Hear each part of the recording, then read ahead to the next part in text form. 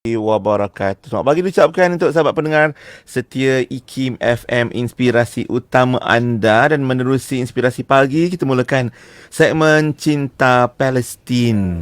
Memang setiap hari Khamis kita bawakan kepada anda Cinta Palestin ini. Dan minggu ni, minggu ke-5 macam biasa sebut tadi kan, kita bawakan tajuk Baitul Maqdis, kiblat pertama kita. Tetamu kita sudah pun bersedia di dalam konti yang berbahagia Ustaz Muhammad Umar Aiman bin Osman, Ketua Biro Haluan Palestin. Ya, kita bersama NGO haluan kita pagi ini. Assalamualaikum Ustaz. Assalamualaikum warahmatullahi wabarakatuh. Khabar Ustaz Umar sihat. Khair. Terima kasih Ustaz Umar datang ke konti IKIM FM. Terima kasih, Jauh terima kasih. dari Ma'had Al-Aqsa Shah Alam di Jalan Kebun Ustaz ya. Ya. Selamat datang ya. Hari ini kita bawakan tajuk tentang Baitul Maqdis, kiblat pertama kita. Sahabat-sahabat juga boleh turut menonton di Facebook dan YouTube. Kita buat live juga supaya boleh berinteraksi. Kalau ada komen dan pandangan atau soalan boleh diajukan kepada Al-Fadhil Ustaz Muhammad Umar Aiman Osman pagi ni. Okey, jom kita mula Ustaz tentang Cinta Palestin kita. Saban minggu memang kita bawakan topik ini ataupun segmen ini untuk sahabat pendengar kita semua. Bagaimana pentingnya Baitul Maqdis Ustaz sebagai kiblat pertama umat Islam dalam sejarah Islam ni Ustaz? Mukadimah kita, insya-Allah. Silakan. Jadi Alhamdulillah kita dipilih oleh Allah untuk berbicara tentang perkara yang menjadi keimanan dan juga apa kita panggil akidah umat Islam saban zaman. Ya. Dan kalau kita tengok Palestin ataupun Baitul Maqdis ini adalah perkara yang sejak awal Islam lagi ia telah di-highlightkan sebagai tempat yang suci, tempat yang mulia dan menjadi dambaan para sahabat dan juga tabi'in. Kalau kita tengok ayat-ayat yang menceritakan tentang Baitul Maqdis ini, kebanyakannya adalah ayat-ayat Makkiyah. Kebanyakannya ayat-ayat Makkiyah yang merupakan ayat-ayat yang menyentuh tentang akidah, tentang pegangan. Jadi kalau orang ingat cerita tentang Palestin ini, cerita tentang di zaman hampir-hampir kewafatan, ini adalah satu kefahaman yang salah. Contohnya kalau kita tengok surah Al-Isra'. Surah Al-Isra' adalah surah Makkiyah yang menceritakan tentang Isra' Mi'raj kan. Isra' Mi'raj itu berlaku di zaman Mekah. Dan kalau kita tengok surah Ar-Rum, surah Ar-Rum itu juga surah Makkiyah yang mana berlaku peperangan Rom dan Parsi di Baitul Maqdis. Yang di situ Baitul Maqdis disebut sebagai Adnal Ard, negeri paling rendah, sebab paling struktur geografi dia. Jadi itu semua menunjukkan bahawa perbincangan Baitul Maqdis ini telah meniti di bibir Nabi SAW dan juga para sahabat radhiyallahu anhum sejak di peringkat awal perkembangan Islam di Mekah itu lagi. Jadi apabila kita berada di zaman hari ini, sepatutnya kita lebih faham, lebih jelas dan lebih dekatlah Baitul Maqdis ini dengan kita, walaupun kita bukanlah di zaman penurunan wahyu, tetapi kita semua apa yang ada dalam Al-Quran itu masih kekal bersama dengan kita. Mana kata perbincangan ataupun bicara tentang Baitul Maqdis Palestin ini bukan satu perkara yang baru. Bukan selepas Makkah dan Madinah Ustaz. Malah lebih awal lagi dalam sejarah, dalam akidah, dalam Al-Quran sendiri dah termaktub Ustaz, Masya Allah. Jadi sebab itu kita selalu dengar kalau kita nak cerita tentang Palestin ini, selalu disebutkan para asatizah ataupun para dalam solidariti kita akan menyebutkan Palestin ini ataupun Baitul Maqdis, lebih spesifik Masjidil Aqsa itu adalah kiblat pertama umat Islam. Mungkin Ustaz boleh jelaskan bagaimana kedudukannya sebagai kiblat pertama umat Islam. Jadi kalau kita faham Baitul Maqdis ini atau Masjid Al-Aqsa itu sendiri adalah masjid kedua yang ada di atas muka bumi ini. Dalam satu hadis Nabi SAW menyebut apabila ditanya oleh Abu Dzar radhiyallahu anhu, Abu Dzar kata, wahai Rasulullah, apakah masjid pertama yang telah dibina di atas muka bumi ini? Maka Rasulullah SAW menjawab, Masjidil Haram, Kaabah di Mekah. Kemudian Abu Dzar tak cukup dengan itu, Abu Dzar tanya lagi, faqultu ya Rasulullah summa ai, kemudian masjid apa? Kemudian yang mana satu? Kemudian Rasulullah SAW menjawab, summa Masjidil Aqsa. Selepas Masjidil Haram terus Masjidil Aqsa. Ini masjid kedua yang terbina di atas muka bumi ini, Masjidil Aqsa. Kemudian bertanya Abu Dhar, berapa tempoh jarak antara dua masjid ini? Maka Rasulullah SAW menjawab bahawa jaraknya adalah 40 sanah, 40 tahun. Tak jauh lah 40 tahun ini. Maknanya dalam satu hayat para Nabi, satu hayat je lah. Kemudian barulah Nabi SAW mengatakan, summa haisuma adrakat kas-salah fasalli wal ardu lakal masjidun. Dan kat mana pun datang waktu solat, maka solatlah, kerana seluruh muka bumi ini adalah masjid bagi orang Islam. Jadi kalau kita tengok dekat sini, kewujudan masjid yang mula-mula itu Masjidil Haram dan juga Masjidil Aqsa ini menunjukkan betapa sinonimnya kedua masjid ini. Apatah lagi bila kita sebut tentang kiblat. Bila kiblat, sebelum pensyariatan pertukaran kiblat yang berlaku pada tahun awal hijrah ataupun tahun kedua hijrah, orang Islam telah mendirikan solat sejak awal wahyu lagi. Cuma taklah seperti selepas Isra' Mi'raj. Kita hanya solat, orang Islam pada ketika itu hanya solat 2 rakaat pagi ataupun 2 rakaat siang dan 2 rakaat malam. Jadi kita hanya ada solat bil ghudwi wal asal, dua saja. Itu yang orang nak cari solat 5 waktu kena pergi banyak ayat kan. Tapi kalau yang banyak kita jumpa bila solat je, solat siang, solat malam, solat siang, solat malam. Jadi pada peringkat itu, orang Islam telah mendirikan solat ini di Mekah menghadap Baitul Maqdis dan di Madinah juga menghadap Baitul Maqdis. Ini berdasarkan hadis, beberapa hadis yang kita sempat kepilkan dekat sini. Yang pertama, bila cerita tentang kiblat pertama ini adalah hadis yang sangat masyhur, iaitu hadis daripada Bara' bin Azib. Hadis sahih daripada Bara' bin Azib mengatakan bahawa صلينا مع رسول الله صلى الله عليه وسلم نحو بيت المقدس 16 أو 17 شهرا ثم صرفنا نحو الكعبة. Jadi cerita ni Bara' bin Azib ni sahabat Ansar. Jadi dicerita di Madinah lah. Dia kata, kami telah solat bersama dengan Nabi SAW menghadap Baitul Maqdis selama 16 bulan ataupun 17 bulan. Kemudian barulah kami menukar kiblat kami ke Kaabah. Jadi ini berlakulah masjid kiblatain.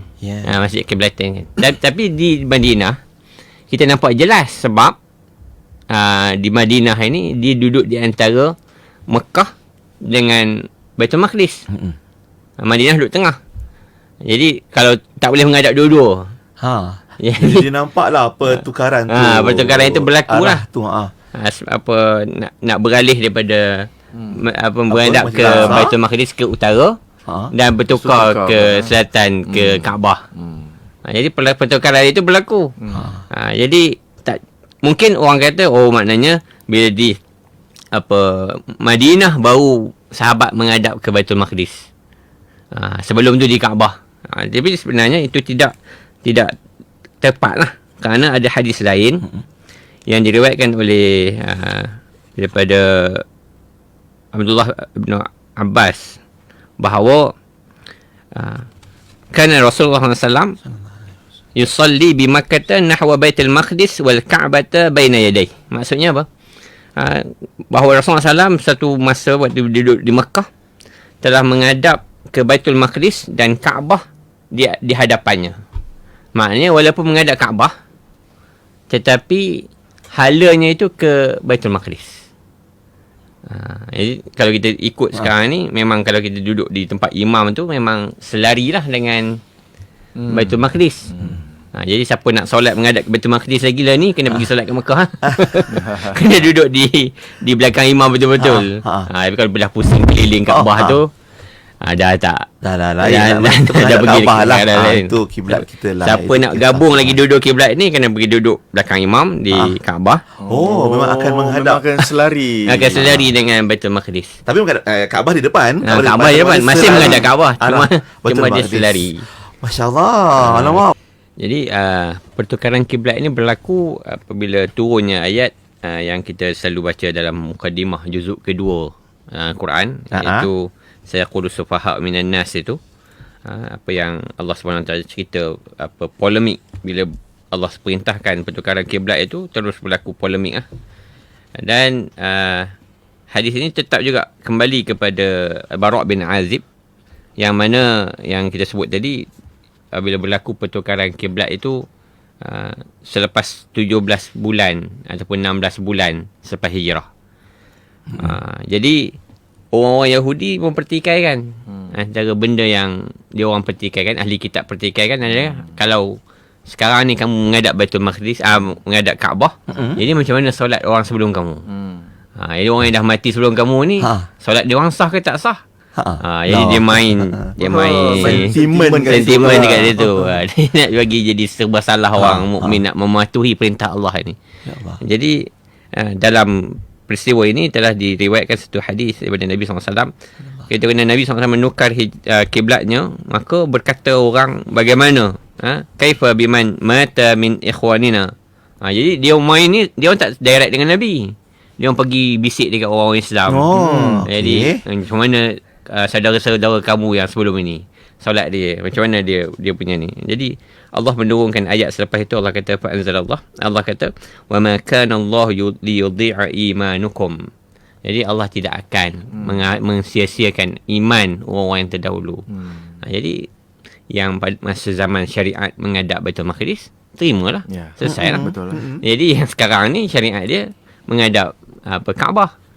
Jadi cuma di sini kita nak kena faham bahawa bila pertukaran kiblat ini, kiblat itu apa dia? Kenapa perkataan kiblat itu dinamakan kiblat? Jadi kiblat ini menurut kamus adalah, kalau kita tengok kiblat dalam bahasa Melayu lah, arah hadap dan kiblat yang dimasukkan adalah Kaabah. Jadi dalam bahasa kamus dewan, kiblat tu orang Melayu dah melayukan. Jadi itu adalah menghadap Kaabah. Menghadap Kaabah. Dan tak ada lagi dah cerita Baitul Maqdis. Tetapi kiblat dalam bahasa Arab adalah apa yang kita hadap, apa yang datang daripada depan kita. Qabla. Daripada kita qabla kan. Min qabli. Min qibali. Jadi kiblat itu adalah apa yang ada kita hadap, dan arah yang kita hadap ini adalah arah kiblat solat lah. Yang kita maksudkan di sini adalah kiblat solat lah. Jadi sebahagian ulama mengatakan bahawa Baitul Maqdis masih menjadi kiblat. Walaupun dia bukan kiblat solat sekarang ini, dia adalah kiblat jihad. Ya Allah. Kiblat jihad, mana kita nak berjihad, kita punya antara mercu tanda jihad kita adalah Baitul Maqdis. Jadi kalau kita nak tengok bagaimana kekuatan umat Islam, kita tengok Baitul Maqdis sebab ada di tangan kita atau tidak. Itu kiblat jihad. Itu kiblat jihad. Sebagai ulama menyebutnya sebagai kiblat jihad. Makna kalau kita nak mengangkat kedudukan umat ini, kita nak kena take over Baitul Maqdis, kembali kepada rangkuman umat. Masya Allah, Ustaz. Mana kata kat situ pun dah ada motivasi lah kiranya untuk umat Islam pegang. Kalau solatnya itu menghadap kiblat itu di Kaabah, tapi kalau bagaimana status keadaan kedudukan Baitul Maqdis itu akan menentukan sekuat mana jihad kita dengan mempertahankan Islam itu sendiri di Baitul Maqdis. Dan sebab situ juga digambarkan tentang para anbiya juga di situ tempat mereka, sama ada mereka lahir, kampung mereka, mereka wafat di situ, Ustaz kan. Di banyak kelebihan Baitul Maqdis, dan apa lagi mungkin kalau Ustaz boleh kongsikan lagi keistimewaan dia, kelebihannya lain, Ustaz. Jadi Baitul Maqdis ini antara yang disebut oleh Nabi SAW yang menjadi polemik juga hari ini, boleh ziarah tak boleh ziarah Baitul Maqdis kan. Betul. Antaranya adalah hadis Nabi SAW bahawa mengatakan la tashuddur rihal illa li salas. Jangan kita ambil kesusahan untuk bermusafir ini untuk pergi iktikaf atau mendirikan solat, melainkan kepada 3 masjid sahaja. Iaitu Masjid Nabawi, Masjidil Haram dan Masjidil Aqsa. Dan Masjidil Aqsa ini menjanjikan kepada kita banyak fadilat-fadilat lah. Antaranya solat di dalamnya menyamai 500 solat. Dan sebahagian sahabat pada zaman awal Mekah ini bernazar untuk mendirikan solat di Masjidil Aqsa. Bila dia dapat something, dia nak pergi.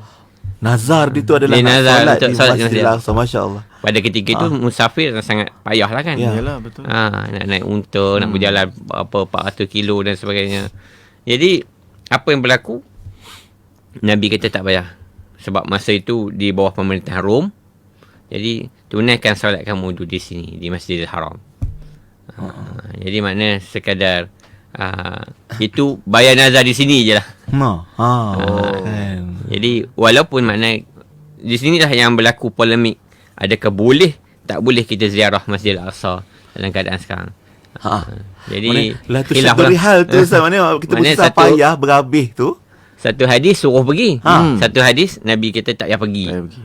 Jadi antara ulama membandingkan dua hadis ini, jadi berlakulah khilaf di zaman hari ini. Ada yang kata haram, ada yang kata masih lagi sunnah untuk kita pergi Masjid Al-Aqsa walaupun dalam keadaan dijajah, walaupun dalam keadaan kita kena bayar kepada penjajah dan sebagainya. Jadi sampai hari ini kat Malaysia pun ada dua mazhab ni lah. Asatizah di Malaysia. Jadi kita tak buat kesimpulan lah.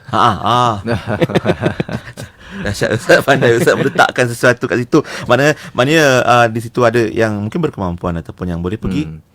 Tak ada masalah, pergilah. Yang dalam masa yang sama kita juga turut mengangkat apa yang Nabi pesan. Kalau tak dapat ke sana pun kita mengirimkan minyak-minyak untuk menghidupkan, mencahayakan, menerangi Masjidil Aqsa, Baitul Maqdis itu dalam pelbagai maksud lah. Kita usaha untuk membantu dalam kempen-kempennya. Cuma Ustaz, boleh tak kita macam cerita tentang macam mana pusat Baitul Maqdis ni jadi pusat perjuangan umat Islam pada masa lalu dan juga sekarang ni. Macam mana sejarahnya itu kalau boleh kita sentuh? Okey.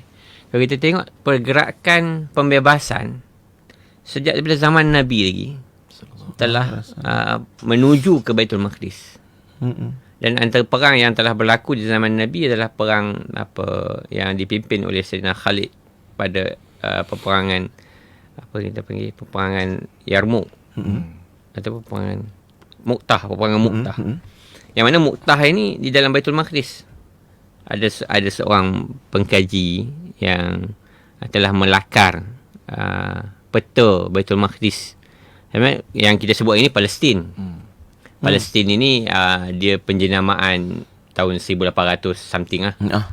Dia bukan nama asal dia. Kalau kita tengok pada sejarah silam, tak ada. Palestin ini tidak ada dalam sebarang hadis, sebarang ayat Quran, tidak ada. Yang ada Baitul Maqdis, Ilya ataupun Ardul Muqaddasah, begitu saja. Bahkan perkataan Al-Quds itu pun agak datang kemudian, bukan zaman Nabawi. Al-Quds ni datang pada zaman pemerintahan Abbasiyah. Ketika mana Abbasiyah dipengaruhi oleh Mu'tazilah. Jadi mereka tak mengakui ada Ardul Muqaddasah. Jadi mereka tukar pengistilahan itu kepada Al-Quds. Jadi sejak daripada zaman perang Mu'tah itu, semua kempen untuk membawa Islam ini telah menuju ke Baitul Maqdis. Dan kalau kita tengok semua Baitul Maqdis ini adalah sebahagian negeri daripada Syam. Syam tu sebuah kawasan yang lebih besar lah kan. Syamina itu maksudnya Syam ini Palestin, Syria, Jordan, Lebanon. Jadi 4 negara ni dan sebahagian daripada Iraq, Mosul tu masih lagi dalam Syam. Jadi kalau kita tengok pusat pemerintahan Islam lama di situ. Umayyah di situ, Abbasiyah di situ. Permulaan Utsmaniyah pun di situ. Utsmaniyah ni dia mula-mula tentera Abbasiyah aja, dia kampung di situ kan. Untuk defend daripada serangan Byzantine. Jadi kalau kita tengok memang inilah Ardul Marhamah. Yang mana kita lihat Rasulullah SAW yang mula menggempur Baitul Maqdis ini dengan Mu'tah. Kemudian perkampungan bila zaman pemerintahan sahabat, zaman pemerintahan Khulafaur Rasyidin berpusat di Madinah. Tapi masih lagi bumi Syam dan ini menjadi medan tempur dan selesai pada zaman Sayyidina Umar radhiyallahu anhu pembukaan pertama Baitul Maqdis. Yang ramai hari ini merujuk dalam surah Isra' itu bahawa dia dakhulu awal marrah itu adalah pembukaan Sayyidina Umar. Walaupun tafsir ni dulu tak ada dalam kitab-kitab tafsir silam, tapi tafsir sekarang ini merujuk awal marrah itu adalah pembukaan Sayyidina Umar. Zaman Sayyidina Umar. Jadi apa yang kita lihat bahawa dia memang adalah kiblat jihad. Sebab kalau kita tengok hatta di akhir zaman ini Nabi janjikan bahawa Nabi kata umrah ke Baitul Maqdis kharabu Yathrib. Maknanya akan berlaku penubuhan negara Islam di zaman akhir zaman ini adalah puncak kuasanya adalah di Baitul Maqdis dan orang mula meninggalkan Madinah. Orang dah akan pergi ke Baitul Maqdis. Dan di situlah akan berlaku pembunuhan Dajjal. Di Baitul Lut tu. Dan kalau kita tengok sejarah hitam umat Islam itu pun tamat di situ juga. Bila Mongol datang serang Baghdad, mereka telah ditamatkan di Ain Jalut dalam peperangan Hittin. Mereka dikalahkan di Baitul Maqdis juga. Masya Allah. Jadi Baitul Maqdis ini tempat kubur orang yang zaman berzaman Zaman ya, berzaman. dalam sejarah. Dan maknanya sebelum ni mungkin ramai di antara kita tahu bila sebut Baitul Maqdis, Masjid Al-Aqsa hanya dikaitkan dengan peristiwa Isra Mi'raj, tapi hakikatnya Masya Allah banyak lagi yang kita kena tahu dan kena belajar. Dan daripada apa yang Ustaz Umar sebutkan tadi tu, kejap lagi kita nak tahu lebih lanjut macam mana pula Zionis Israel ni pula terkait dengan Baitul Maqdis dan penjajahan yang mereka lakukan ataupun kiranya ialah kezaliman yang mereka lakukan ke atas Palestin. Mungkin ada titik mula dia kat situ, Ustaz. Kejap lagi kita sambung, insyaAllah. Okey, kita sambung kejap lagi bersama dengan Ustaz Muhammad Umar Aiman bersama kita, Ketua Biro Haluan Palestin, dalam cerita Palestin Baitul Maqdis, kiblat pertama kita, hanya di Inspirasi Pagi. IKIM FM, inspirasi utama anda. Terima kasih sahabat-sahabat yang sudi setia bersama dan juga baru saja bersama untuk segmen Cinta Palestin di Inspirasi Pagi. Tajuk kita hari ini Baitul Maqdis, kiblat pertama kita. Okey, jom Ustaz kita bincang macam mana agaknya terkaitnya Zionis Israel ini dalam Baitul Maqdis ni. Dia macam tiba-tiba masuk je. ada kata berebut tanah dan sebagainya. Macam mana kisah sebenarnya, Kisah dia macam Ustaz? mana tu, Ustaz? Jadi ramai orang yang terutamanya orang Arab mengatakan orang Israel, orang Palestin yang menjual tanah ni kepada Israel. Orang Palestin yang menjual tanah ni kepada Yahudi. Dakwa-dakwi lah ni. Dakwa-dakwi. Tapi sebenarnya tidak, sebab tanah ini tidak boleh dijual. Okey. Selepas pembukaan Sayyidina Umar, Sayyidina Umar telah mewakafkan tanah ini kepada umat Islam. Jadi mereka hanya pemegang amanah saja. Mereka hanya pemegang tanah wakaf. Jadi mereka tak boleh jual. Tetapi telah berlaku pajakan untuk pertanian. Sebab tanah bumi Palestin ini tanah yang sangat subur. Yang mana Allah sebut sebagai Allazi barakna haulah, yang kami berkati sekeliling. Berkati itu dari segala segi. Secara fizikalnya, secara spiritualnya, secara keimanannya, secara maknanya orang duduk situ rasa tenang, rasa aman secara emosinya. Dan memang dia subur. Kalau kita tengok buah-buah dia tak macam buah tempat lain. Besar. Sayur-sayur dia tak macam sayur-sayur tempat lain. Jadi dia dipajak untuk orang-orang yang berada di Lebanon untuk datang. Jadi bila orang Yahudi sudah apa dia panggil, diusir daripada Eropah, sebab Yahudi ini satu masa dianggap sebagai kanser kemanusiaan oleh masyarakat dunia. Orang Islam tak pernah kata begitu kepada mereka, tetapi masyarakat yang berselisih dengan mereka selepas mereka keluar daripada Khaybar itu, semua ada pengalaman buruk dengan mereka.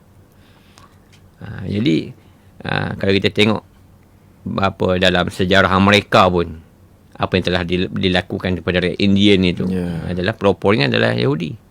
Baru ni ada filem apa Killer of the Moonlight cerita pasal Flower Moon. Cerita macam mana mereka mengkhianati bangsa rakyat Indian itu sehingga akhirnya mereka menjadi pewaris kepada aset yang sepatutnya jadi hak peribumi. Jadi mereka ini telah diusir daripada seluruh dunia, dan yang menerima mereka ketika itu hanyalah kerajaan Osmaniyah. Ini berlaku apa yang panggil pengkhianatan yang sangat besar. Mereka masuk ke Istanbul, mereka berkonspirasi untuk menjatuhkan khalifah ketika itu Sultan Abdul Hamid yang kedua. Dan ketika inilah idea Theodor Herzl ini baru muncul untuk menubuhkan Zionisme ini. Dan gagasan Israel Raya ni dia dapat dari satu dokumen yang dia diwarisi daripada ayah dia. Dia pun tak tahu siapa penulis sebenarnya tu. The Conspiracy of King Zion tu. Dia hanyalah satu dokumen palsu yang akhirnya mengubah sejarah. Jadi ini kalau rajin tengok YouTube, rajin search dari YouTube, akan jumpa lah 10 dokumen palsu yang telah mengubah sejarah. Salah satunya adalah Conspiracy of King Zion. Jadi kemudian antara benda yang digagaskan adalah mereka nak mengambil tanah subur Baitul Maqdis ini. Mereka mula dengan tawaran kepada Sultan Abdul Hamid yang kedua. Mereka tawar nak beli. Selepas dia dapat menjadi Rok Somali ataupun kita panggil kapitalis dunia. Negara-negara dunia ini berhutang dengan dia untuk beli senjata dalam perang dunia. Jadi dia jadi kuasa besar dunia walaupun dia tak ada negara. Jadi Zionis ini telah mengubah permainan dunia ini kepada permainan duit ringgit lah. Ya. Jadi akhirnya dari segi lobby-lobby ini, mereka telah dijanjikan oleh kerajaan British penjajah pada tahun 1917 tu. British telah bersetuju untuk dalam perjanjian rahsia dengan Yahudi untuk meletakkan mereka di situ. Jadi ini telah berlaku dari 1919 mereka masuk ke dalam Baitul Maqdis, ke dalam Palestin. Sedikit sampailah kemasukan yang paling besar pada 1948 yang dipanggil sebagai Nakbah yang pertama. Dan bila kita dengar tafsiran daripada Syekh Mutawalla Sya'rawi, kita ingat ini konspirasi, ini perancangan jahat Yahudi semua. Syekh Mutawalla Sya'rawi dia petik ayat 104 daripada surah Al-Isra', yang mana dia kata ini adalah janji Allah. Mereka kembali ke Baitul Maqdis ini adalah janji Allah. Sebab Allah memang janji bila datang perjanjian yang kedua, Allah nak hancurkan bangsa ini, Allah akan datangkan mereka daripada seluruh pelosok dunia, lafifa, datang dari segala pelosok dunia untuk duduk di Baitul Maqdis. Bondong datang. Jadi bila mereka datang, barulah berlaku penjajahan dan dunia melihat rupa sebenar mereka, dan satu hari nanti dunia akan sepakat bahawa mereka ini adalah penyakit daripada masyarakat dunia, dan dunia merestui peperangan ke atas mereka. Adakah ia sedang berlaku sekarang ni, Ustaz? Apa yang sedang berlaku sekarang ni seolah-olah membenarkan apa yang Ustaz Omar sebutkan tadi. Jadi apa yang berlaku hari ini, saya secara peribadi saya tidak boleh buktikan secara ilmiah. Kan sebab jelah tak sebab tahu apa lagi lepas ni. Sebab kalau kita kembali kepada tafsir-tafsir silam, tak ada siapa pun yang menafsirkan ayat ini seperti mana yang kita lihat dalam realiti hari ini. Tetapi Allah SWT sebut pertama sekali kejatuhan Yahudi ini, Zionis ini adalah liyasu'u wujuhakum. Pertama sekali perkataan yang Allah menyebut kekalahan mereka ni adalah kekalahan image. Jadi hari ini semua orang barat, orang Eropah, orang awam lah, kerajaan kita tak kira. Jadi kerajaan ni dia ada macam-macam benda dia, punya polisi sebagainya. Jadi awam, orang awam yang ada sedikit kesedaran telah tidak lagi bersama dengan Israel, dan tidak, yang mana mereka sebelum ini mereka ingat Israel ni negara demokrasi yang tunggal di Asia Barat. Mereka ingat Israel ini adalah satu-satunya proksi Europe di Asia Barat. Tetapi sebenarnya nilai yang ada dalam Israel adalah bukan nilai yang mereka faham. Mereka telah ialah media semua milik Zionis. Naratif media semua media dunia kan. Semua naratif dia pegang. Jadi orang Eropah bergantung di situ. Tapi bila dia dah ada letupan media sosial ni, benda yang sebenar boleh nampak. Jadi kita tengok bila peringkat awal lagi, London Bridge tu 500,000 orang demonstrasi. Setengah juta manusia yang berkumpul di London Bridge untuk mengecam. Ini yang dipanggil yasu'u wujuhakum, untuk memburukkan imej Yahudi itu. Bila berlaku perjanjian Allah yang kedua ini untuk mengeluarkan mereka dan mengalahkan mereka, jadi kita sekadar melalui percaturan Allah Azza wa Jalla. Apa yang berlaku hari ini adalah benda yang Allah susun, dan Allah dah cerita dekat kita dalam surah Al-Isra'. Secara teratur Allah cerita, cuma kita kurang berdamping dengan Al-Quran, jadi kuranglah kita memahami. Itu kelemahan kita lah kan. Tapi apa yang berlaku ini macam yang kata tadi, betul, ini sedang berlaku. Dan kita melihat banyak ulama-ulama menjangkakan 2027-2028 ini adalah penamat kepada kewujudan Israel itu sendiri. Dan kita boleh anggap Tufan Al-Aqsa ini adalah permulaan yang baik lah. Ya Allah.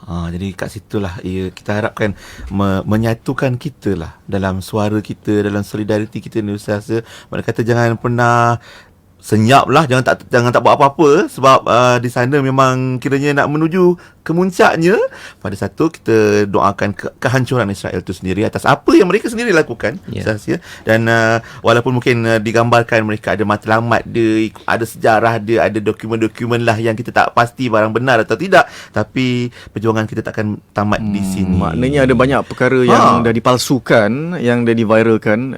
Memang kita kena memberi kesedaran lah kepada orang awam kan tentang perkara ni kan. Kan? Ada sebab kita ada pengalaman katanya Zul Kamariah kata saya pernah ke sana 2012 masa tu masuk melalui Aman Jordan, nak dapatkan permit masuk tu sebab kita tak ada diplomatic relation, jadi permit siap kena pre-arrange oleh syarikat travel. Tak puas lah sebab dapat pergi 3 hari 2 malam je Masjidil Aqsa, tentera jaga, tapi masa tu dia tak kacau sebab kita turis kan. Jadi itu pengalaman lah. Mungkin sahabat-sahabat kita yang ada pengalaman pernah ke Masjidil Aqsa boleh kongsikan juga pengalamannya, macam mana anda perasaan ataupun mungkin pengalaman berada di bumi Anbiya, bumi penuh berkah, apa yang mana banyak menyimpan sejarah juga di situ sebagai kiblat pertama umat Islam. Kan. Dan selepas ni mungkin kita nak bercerita tentang bagaimana peranan umat Islam dalam menjaga hak-hak Baitul Maqdis sebagai simbol keagungan Islam. Dan sahabat kita pun turut bertanya apa soalan yang sama juga ni, bagaimana nak jihad di negara sendiri. Andai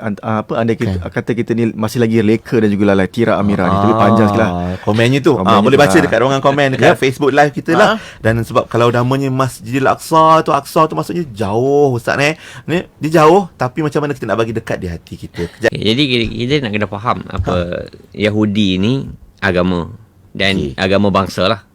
Dia orang bangsa Yahudi je boleh buat agama Yahudi. Kita orang Melayu tak boleh jadi Yahudi. Bangsa Yahudi, agama Yahudi. Okey. Faham. Kemudian yang kedua, dia ada gerakan politik dia, gerakan cita-cita dia, cita-cita bangsa dia, iaitu Zionis. Dan Zionis ini tidak semestinya Yahudi. Siapa pun boleh jadi Zionis. Yang penting akan membela ataupun menyokong perjuangan mereka. Dan kenapa ada Yahudi yang tidak Zionis? Kenapa ada Yahudi yang anti-Zionis? Ini kerana Zionis ini dia telah pergi melampau dalam pemahaman politik dia sehingga dia mengubah ataupun mengedit struktur Yahudi itu sendiri.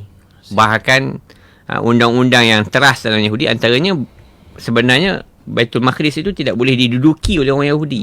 Itu dalam dia orang punya pegangan asal. Tetapi oleh kerana untuk mencapai cita-cita Zionis ini, untuk memegang puncak dunia, iaitu antara simbolik ataupun tropi puncak dunia ini adalah Baitul Maqdis.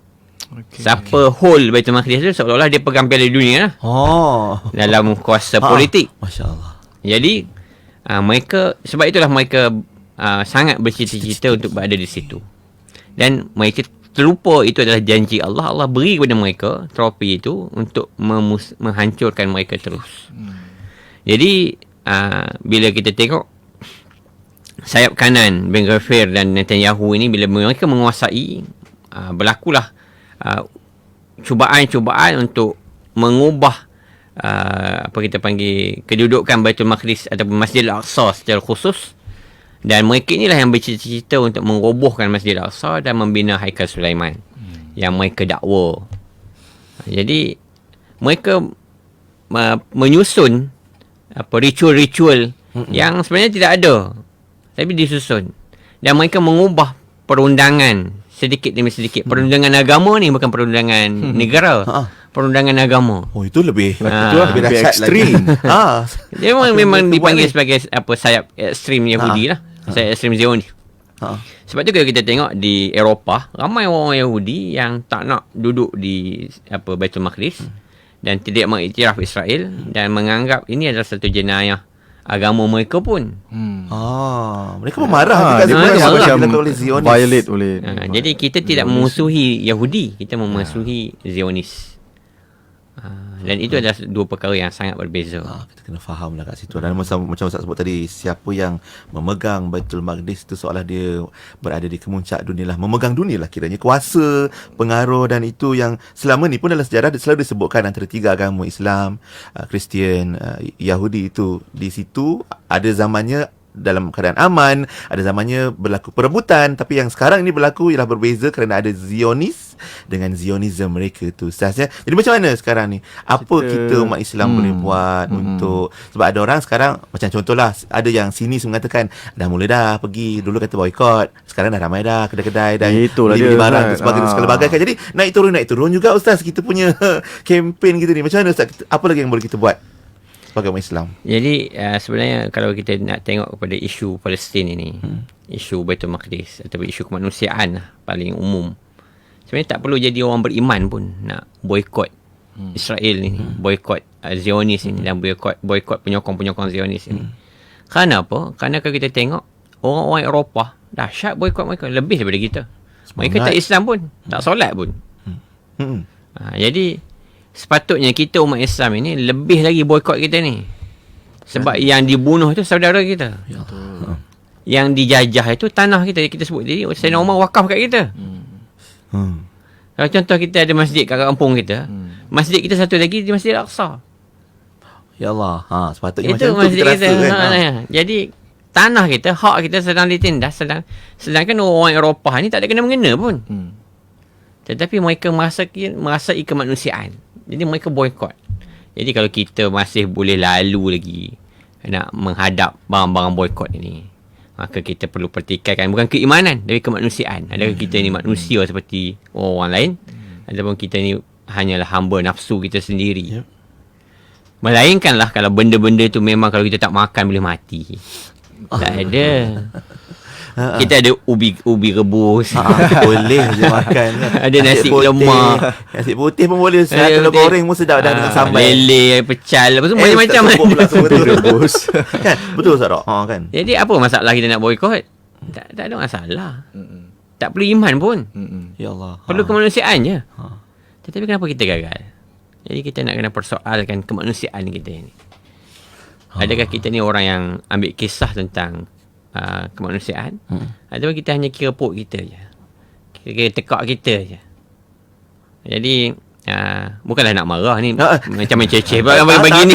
Betul, nak ingatkan. Kita nak tetapi ingatkan, itu peranan yang paling besar. Tapi yang paling berkesan dalam peranan kita adalah kita berdoa kepada Allah Subhanahu Wa Taala untuk keselamatan saudara-saudara kita dan juga untuk kemenangan mereka di sana. Itu peranan yang tidak dapat dinafikan lagi. Banyak hadis-hadis yang menyokong peranan ini. Dan memang saudara-saudara kita melihat doa-doa kita. Kita tak nampak lah, kita duduk sini. Tetapi doa itu akan kembali kepada kita juga. Doa itu akan kembali kepada kita juga. Nabi SAW menyebut bahawa berdoalah kamu daripada lidah yang tidak pernah berdosa. Jadi mana ada kita boleh berdoa daripada lidah tak berdosa. Kita semua ada dosa. Nak datang pagi ni pun macam-macam dosa lah kan. Ya Allah. Tetapi macam mana kita nak berdoa? Kita mendoakan saudara kita tanpa mereka mengetahuinya, maka malaikat akan mendoakan untuk kita dan mengaminkan doa kita itu. Jadi doa daripada malaikat lah yang dimaksudkan oleh Nabi SAW. Doa yang daripada lidah yang tidak berdosa itu adalah kita berdoa daripada doa malaikat, iaitu kita mendoakan saudara kita, maka malaikat akan mengaminkan doa itu dan mendoakan yang sama untuk kita. Jadi itu adalah yang paling utama lah, peranan yang paling utama. Yang kedua, kita menyebarkan tentang kefahaman ini. Jangan pernah berhenti bercakap tentang Palestin. Jangan takut media sosial kita kena ban, kena delete cerita tentang Palestin. Itulah, ramai dah kawan-kawan kita semua dah kata sensitive content. Padahal memang itu kezaliman yang dilakukan oleh Zionis kan kepada umat Islam di Palestin. Malah di media sosial macam Ustaz sebut tadi lah, jangan pernah berhenti sehari pun bercakap tentang Palestin. Kena ada usahalah, caption ke, posting ke, story ke, repost ke Ustaz walaupun macam-macam ancaman yang diorang berikan, kata kena block lah apa segala bagai. Dan mungkin sebab kita risau naratif-naratif yang salah akan tersebar bila kita tak buat apa-apa Ustaz ya. Macam Zul Kamaria Wahi dia sambung komen dia kata di Ireland semua produk Israel dibuang ke dalam parit. Betul-betul boykot kalah kita. Apa yang di sana juga ada satu wilayah atau mukim tu memang dalam mukim tu dikatakan tak ada langsung produk Israel, nak menunjukkan kat situ betapa macam Ustaz sebut tadi lah, tanpa iman pun kita boleh berperi kemanusiaan. Apatah lagi kita yang ada iman ini, dengan doa, dengan boykot tu sepatutnya lebih kuat lagi, sebab Baitul Maqdis adalah kiblat jihad kita Ustaz ya.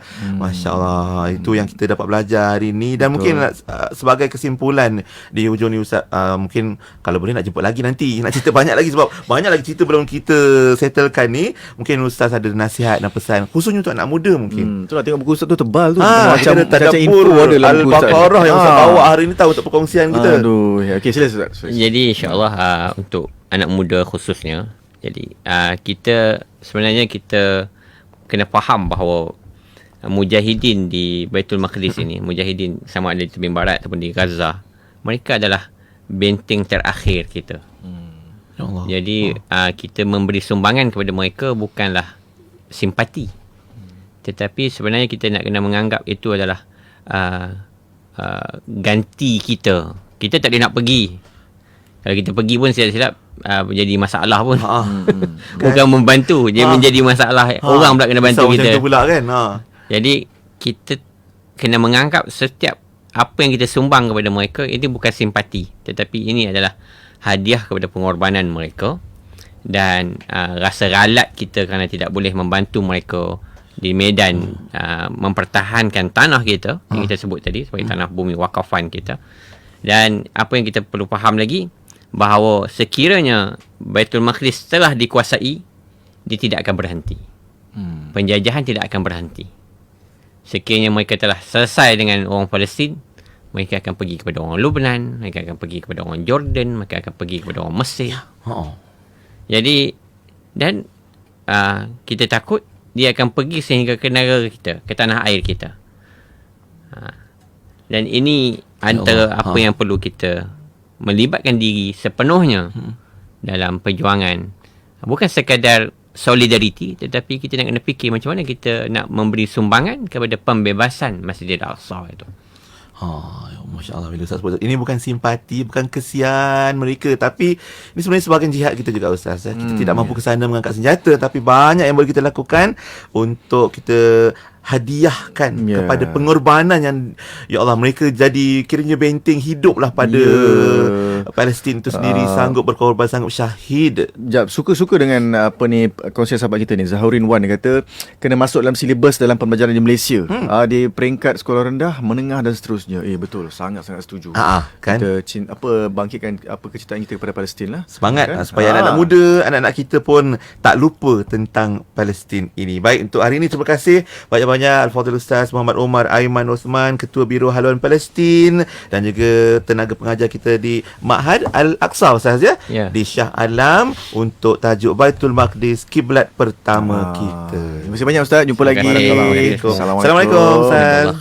InsyaAllah. Dan itu je perkongsian kita untuk Cinta Palestin. Terima kasih sahabat-sahabat kita yang mendengar, menonton, berinteraksi dan kongsi pengalaman menerusi segmen kita hari ini. Lepas ni kita ada Suara Kemanusiaan. Topik kita Dunia Prihatin Islamic Relief. InsyaAllah Encik Omar Syukur Tahir, Ketua Pegawai Eksekutif Islamic Relief Malaysia, akan bersama kita insyaAllah. Edisi sulung Suara